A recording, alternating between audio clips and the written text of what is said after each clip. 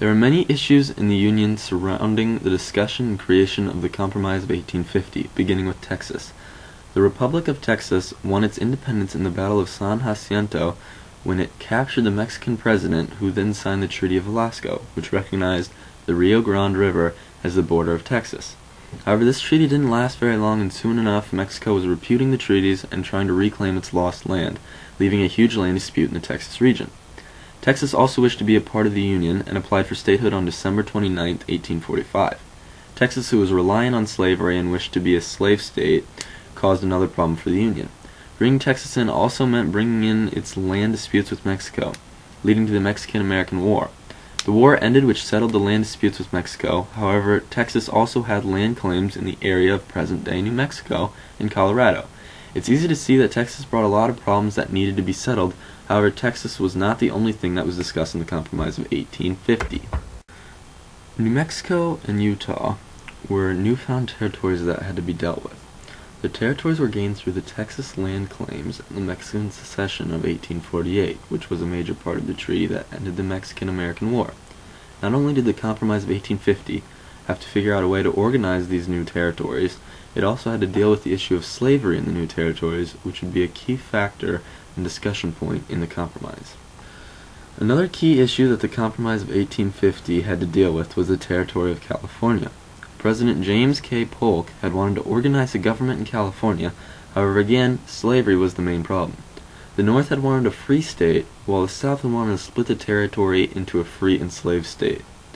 This debate changed, however, in 1848, when the California Gold Rush took place, and a boom in California's population led to a constitutional convention which voted against slavery in the whole state.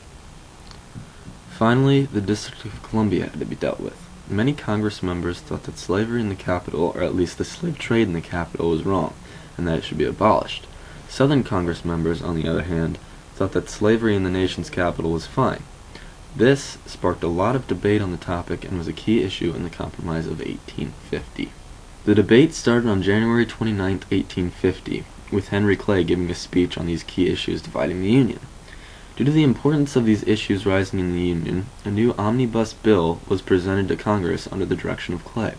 Clay's goals for the bill were to admit California as a free state, allow the territories of New Mexico and Utah to decide for themselves if they should allow slavery or not, enact a strong fugitive slave code, and to preserve slavery in the District of Columbia. Clay's larger bill, however, was not passed, and due to declining health, Clay passed on the duties of splitting up the bill and getting each individual part passed to Stephen Douglas, the senator from Illinois.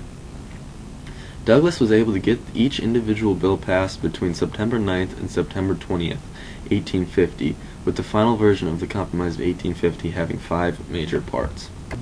Texas was admitted to the Union as a slave state, and its border was fixed, which caused it to lose a lot of the land it had claimed to the federal government. However, to compensate Texas for its loss of land, Texas received $10 million, which was used primarily to pay off any debt it had gained in all the fighting with Mexico and any land claims. The territory of New Mexico and the territory of Utah were organized, and a key part of this compromise was that the new territories were also able to decide for themselves if they wanted to be a free state or a slave state, also known as popular sovereignty. California was allowed to be admitted to the Union as a free state, as the territory's people had originally wanted. The District of Columbia abolished the slave trade. However, slavery itself was still legal in the region, and the most controversial portion of the Compromise of 1850 was the enactment of a stronger slave code. The Fugitive Slave Act required citizens to help in both the search and recovery of slaves. It prevented a fugitive's rights to a trial by jury, and it enabled the filing of a fugitive claim much easier for slave owners, and according to the act, there would be more federal officials responsible for enforcing the law. The main reason this act was added to was to please the Southern congressmen. As most historians agree, the passage of the Compromise of 1850 was able to postpone the Civil War for about 10 more years. However, the passage of these bills is also seen as an item that strengthened the sectional divisions between the North and the South, specifically the passage of the Fugitive Slave Acts, which outraged the North and caused many who were indifferent about slavery to be enraged by slavery and the horrors that it brought. The Compromise of 1850 also brought down the general willingness of Congress and the American people to compromise on important issues.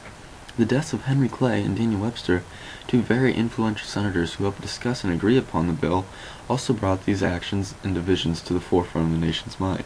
This delay in the Civil War also allowed the North to industrialize more, build more railroads, produce more steel, build more factories, gain a larger population, while the South, on the other hand, lagged behind and still relied heavily on slavery and only producing cash crops.